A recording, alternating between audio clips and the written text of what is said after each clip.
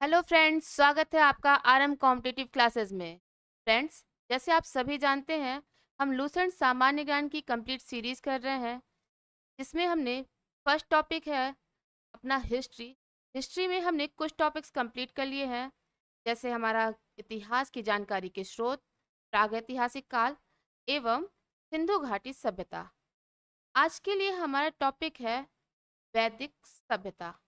चलिए हम देखते हैं। वैदिक सभ्यता में वैदिक काल का विभाजन दो भागों में, ऋग्वैदिक काल और उत्तर वैदिक काल में किया गया है। आर्य सर्वप्रथम पंजाब एवं अफगानिस्तान में बसे। मैक्स मुलर ने आर्यों के निवास स्थान को मध्य एशिया माना है। आर्यों द्वारा निर्मित सभ्यता वैदिक सभ्यता कहलाई। आर्यों की भाषा संस्कृत थी तथा यहाँ एक नोट दी हुई है, आर्य शब्द भाषा समूह को इंगित करता है। आर्यों के प्रशासनिक इकाई आरोही क्रम से इन पांच भागों में बांटा था: कुल, ग्राम, विस, जन और राष्ट्र। ग्राम के मुखिया को ग्रामीणी, विस के प्रधान को विस्पति एवं जन के शासक को राजन कहा जाता था। राज्याधिकारियों में पुरोहित एवं सेनानी प्रमुख थे। वशिष्ठ रूढ़िवादी एवं विश्वामित्र उदार पुरोहित थे। सूत रथकार व सम्मादी नामक अधिकारी रत्नी कहलाते थे। इनकी संख्या राजा सहित 12 हुआ करती थी। पुरप, दुर्गपति एवं स्पष्ट जनता की गतिविधियों को देखने वाले गुप्तचर होते थे। वाजपति गोचर भूमि का अधिकारी होता था। उग्र अपराधियों को पकड़ने का कार्य करता था। भागदू राजस्व कर एकत्र करने वाला अधिकारी था। यहाँ एक नोट है, ऋग्वेद में किसी तरह के न्यायाधिकारियों के उल्लेख नहीं मिलता। मतलब संभवतः यहाँ न्याय का कार्य राजा द्वारा ही किया जाता रहा होगा। देखिए यहाँ कुछ आपको जानकारी दी गई है। यहाँ दिशा दी हुई है, उत्तर वैदिक कालीन शब्द दिए हैं और यहाँ पे राजाओं के नाम दिए हैं। जैसे पूर्व में प्राची कहा जाता था, यहाँ के राजा को सम्राट। पश्चिम में प्रतीचि, यहाँ के राजा को स्वराष्ट्र। उत्तर में उदीची, यहाँ का राजा विराट। मध्य में राजा राजा कहलाते थे तथा दक्षिण के राजा को भोज कहा जाता था। यहाँ नेक्स्ट जानकारी हम देखते हैं। सभा एवं समिति राजा को सलाह देने वाली संस्था थी। सभा श्रेष्ठ एवं संभ्रांत लोगों की संस्था थी, जबकि समिति सामान्य जनता का प्रतिनिधित्व करती थी। इसके अध्यक्ष को दान कहा जाता था। स्त्रियां सभा एवं समिति में भाग ले सकती थी। नेक्स्ट है, युद्ध में कबीले का नेतृत्व राजा करता था।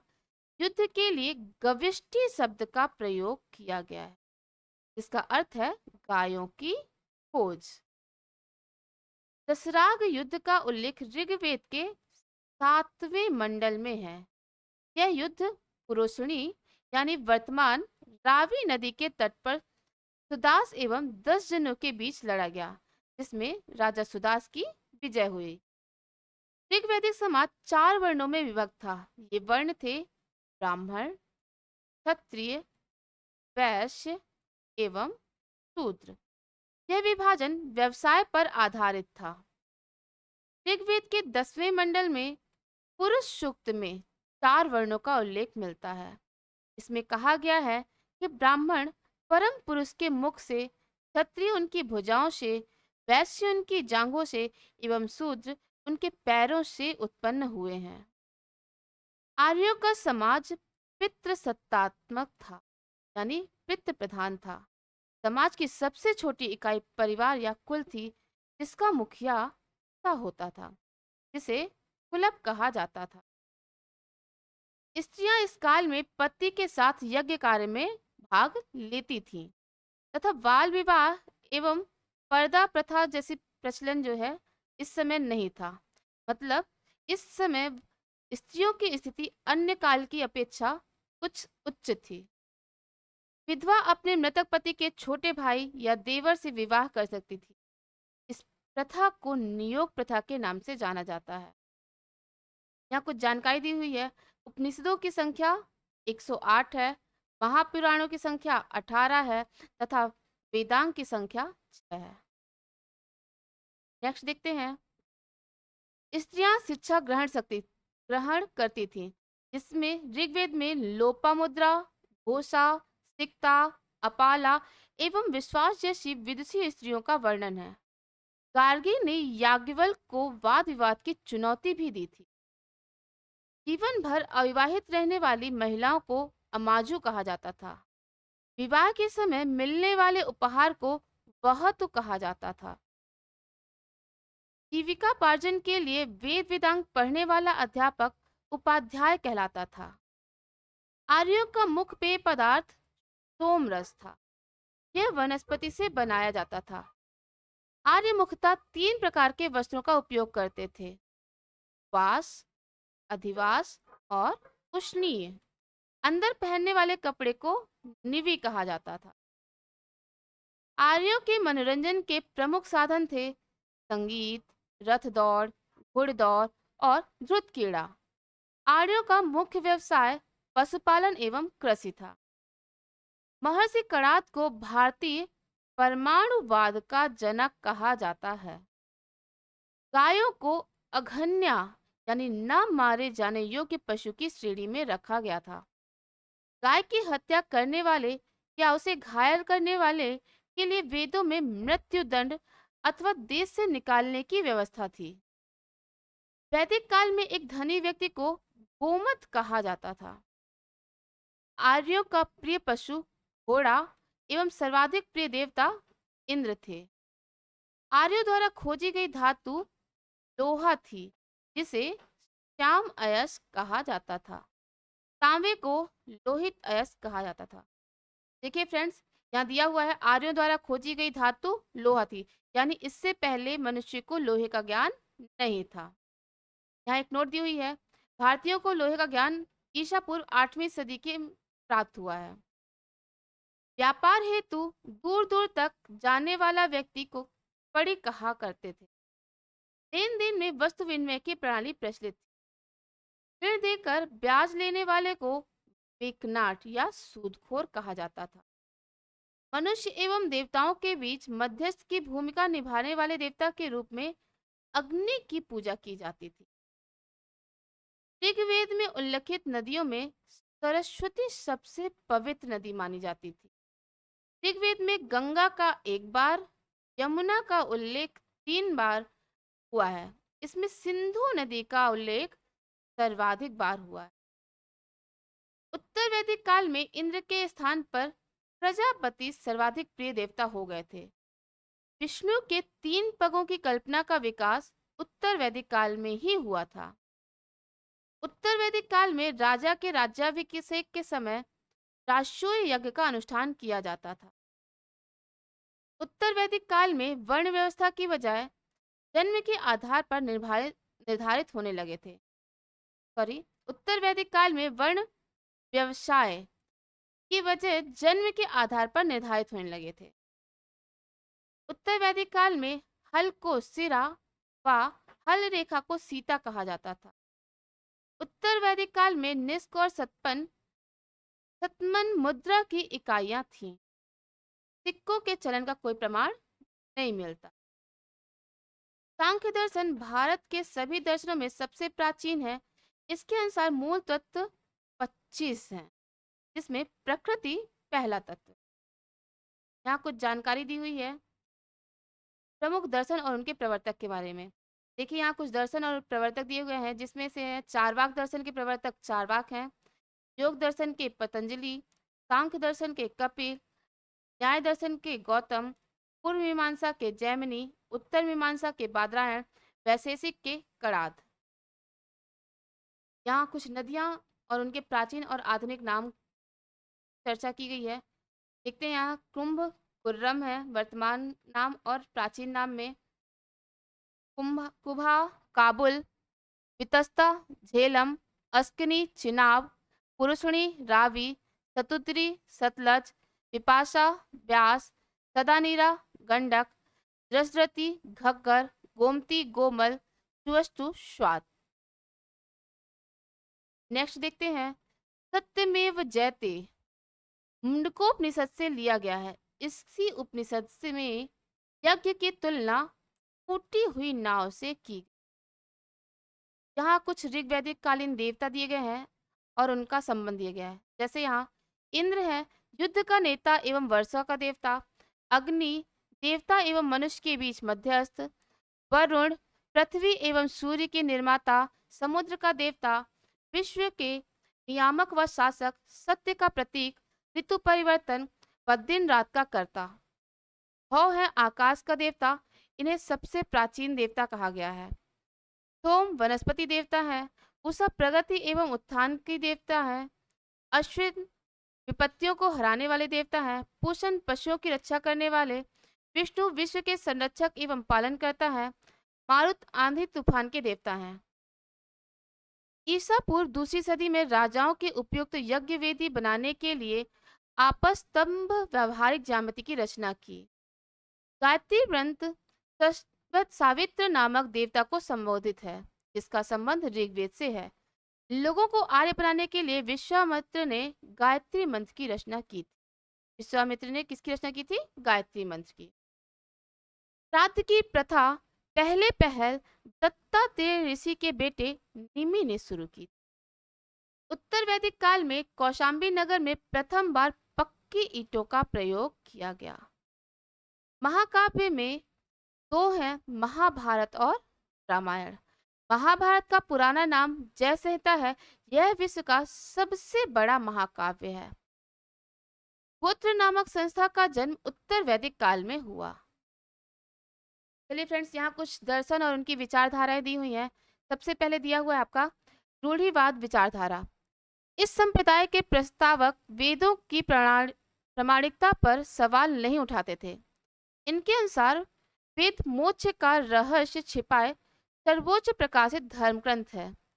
6 उप संप्रदायों सांख्य, योग, न्याय, वैशेषिक, मीमांसा, वेदांत को षड दर्शन कहा जाता था। सांख्य विचारधारा सांख्य दर्शन की प्राचीनतम विचार पद्धति है। सांख्य दर्शन का शाब्दिक अर्थ गिनना होता है। इस विचारधारा के अनुसार ब्रह्म प्रभाव या कारक नहीं, बल्कि आत्मज्ञान ही मोक्ष की ओर ले जाने वाला है।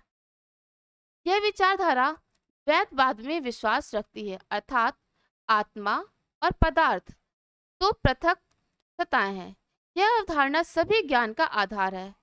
इस ज्ञान को 3 मुख्य अवधारणाओं द्वारा प्राप्त किया जा सकता है: प्रत्यक्ष यानी अनुभूति, अनुमान यानी निष्कर्ष, शब्द यानी श्रवण। यह विचारधारा अन्वेषण की अपनी वैज्ञानिक प्रणाली के लिए प्रसिद्ध रही है। योग विचारधारा इसके अनुसार मानव शारीरिक प्रयोग तथा ध्यान का प्रयोग कर मुक्ति प्राप्त कर सकता है।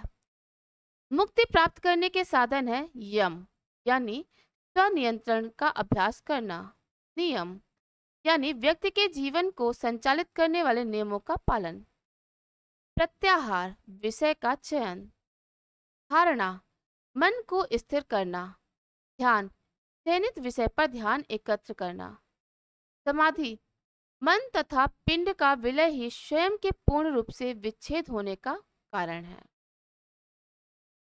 कुछ जानकारी है यहाँ। दर्शन एवं विचारधारा दिया हुआ है।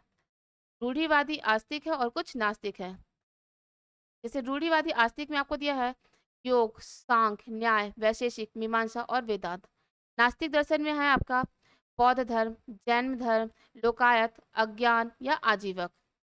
कुछ दर्शन और उनके प्रवर्तक में है सांख्य दर्शन कपिल मुनि, योग दर्शन पतंजलि, न्याय दर्शन गौतम, वैशेषिक कणाद, मीमांसा जैमिनी, वेदांत बादरायण।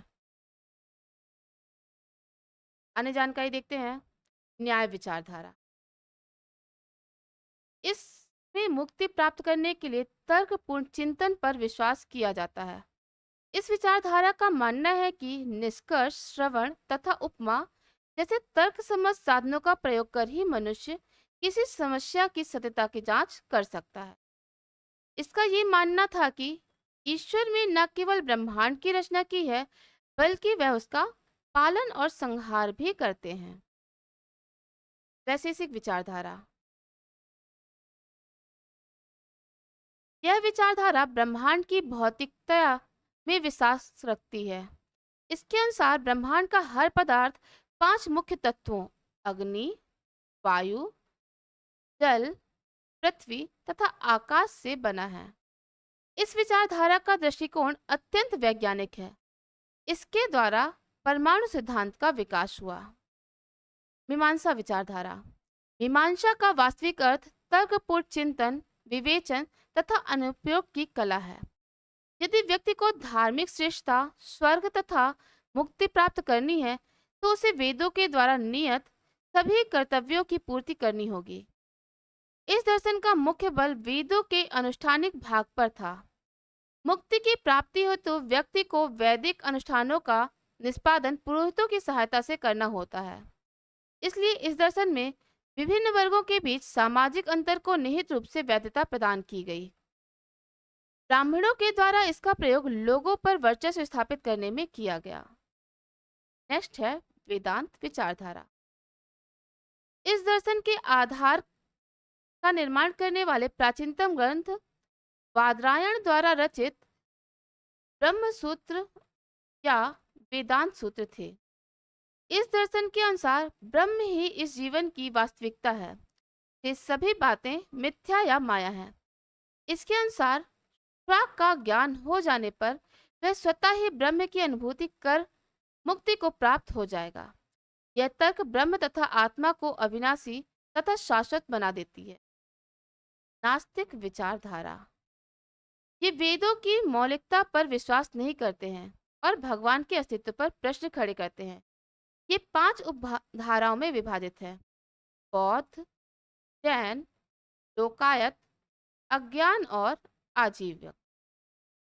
लोकायत दर्शन या चार्वाक विचारधारा। बृहस्पति ने इस विचारधारा की नींव रखी। इसकी चर्चा वेदों तथा बृहदारण्यक उपनिषद में भी मिलती है। इसके अनुसार ब्रह्मांड में केवल चार तत्व हैं: अग्नि, पृथ्वी, जल तथा वायु। इस विचारधारा के समर्थक आकाश की गणना पांचवें आधारभूत तत्वों में नहीं करते, क्योंकि यह मनुष्य के अनुभूति से परे है। इस विचारधारा के अनुसार इस विश्व के परे कोई अन्य जगत नहीं है, इसलिए मृत्यु मानव का अंत है तथा सुख भोग ही मानव जीवन का चरम लक्ष्य होना चाहिए। इसलिए उन्होंने खाओ पियो और मस्त रहो के सिद्धांत का प्रतिपादन किया। अज्ञान। कट्टरपंथी संशयवाद में विश्वास करते थे। इसके अनुसार ज्ञान प्राप्त करना असंभव है। यदि यह संभव भी है तो मोक्ष प्राप्ति के लिए व्यर्थ है। इसका विश्वास था कि अनभिज्ञता सर्वोत्तम है। नेक्स्ट है आजीवक।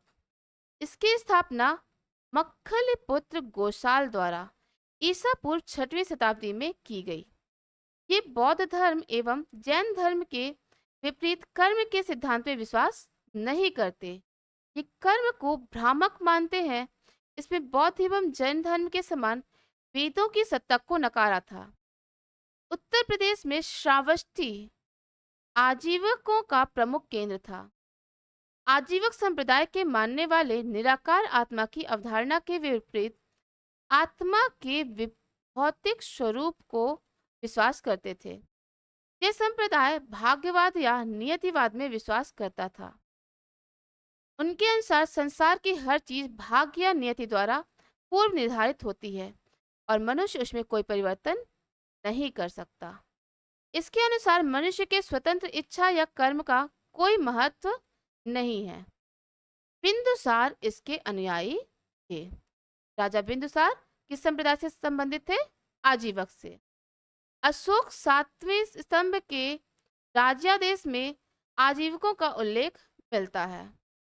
नोट: वेदांत दर्शन में उपनिषद, भगवत गीता और ब्रह्म सूत्रों को ज्ञान का प्रमुख स्रोत माना जाता है।